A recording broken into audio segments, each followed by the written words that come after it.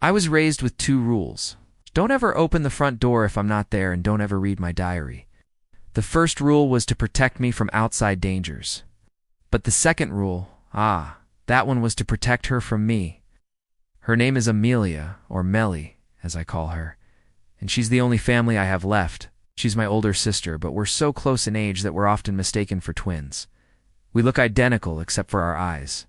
Hers are brown like soil after rain, and mine are like the stormy sea on a windy day. We live alone in an old house on the edge of town. It's filled with antiques, suits of armor, and enough creaky floorboards to drive a person crazy. The locals say it's haunted, but I think they just mean by me. Growing up, people would point at me and whisper, "There goes the strange girl who lives in the haunted house." They were right, but not for the reason they thought. I am strange, and this house is haunted. Just didn't realize it until the day Mother died.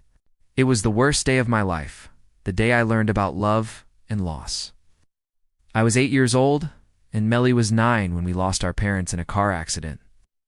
We were too young to understand what had happened, so we just kept asking, "When are they coming back? When are they coming back?" But no one could answer our question. No one except the old housekeeper, Mrs. Danvers, knew the truth. She took us aside and told us that our parents were gone, that they weren't coming back. She told us that we were all each other had now. Melly broke down and cried. She cried for days, weeks, months. Nothing seemed to lift her sadness. So one night I did something desperate. I went to her room while she was sleeping, and I wrote on her mirror with a marker, "You're not alone." Then I drew a little picture of me and Melly holding hands. I hoped it would cheer her up. But when I turned around, I saw something that made my blood run cold. Scrawled across the mirror in my own handwriting, words that I knew I had never written. "You're not alone. I'll always be with you." From that day on, things started to happen. First it was small stuff, pictures falling off the walls, doors opening and closing on their own, whispers in the dead of night. But then things escalated. Books flew off shelves, furniture overturned, windows shattered. I remember standing in the kitchen with Melly. We were eating cookies and drinking hot chocolate when a vase flew off the counter and smashed against the wall. Oh. Melly dropped her spoon and gasped. "What was that?" I shrugged, trying to sound brave even though my heart was hammering in my chest. "Probably just the house settling," I said, but we both knew it was no such thing. This house was alive and it was angry.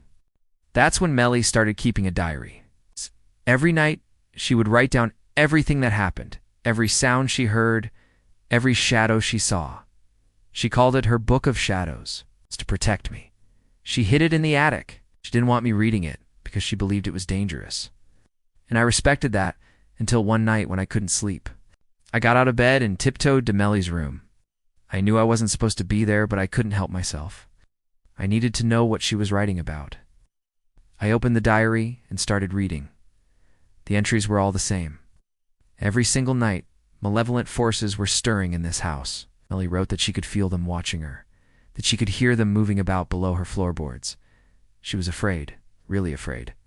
But then the tone of the diary entries changed. Instead of being afraid, Melly started talking to the entity. She begged it to stop shaking the house, to stop whispering in her ear. But the entity didn't stop. In fact, it grew bolder. One entry read, "The entity spoke to me tonight. It told me that it's lonely and it wants company.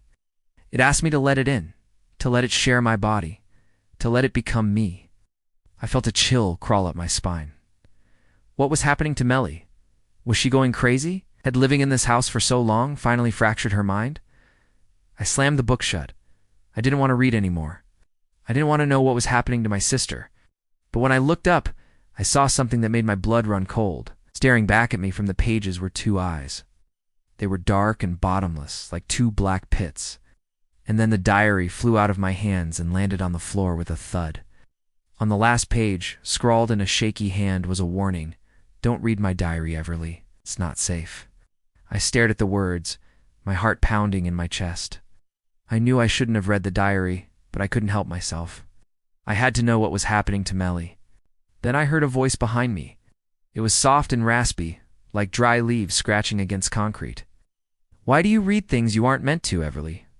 I turned around and saw a figure standing in the doorway. It was tall and thin, with long, sharp claws. Its eyes glowed red in the darkness, and its skin was as white as bone. I screamed and tried to run, but the creature was faster.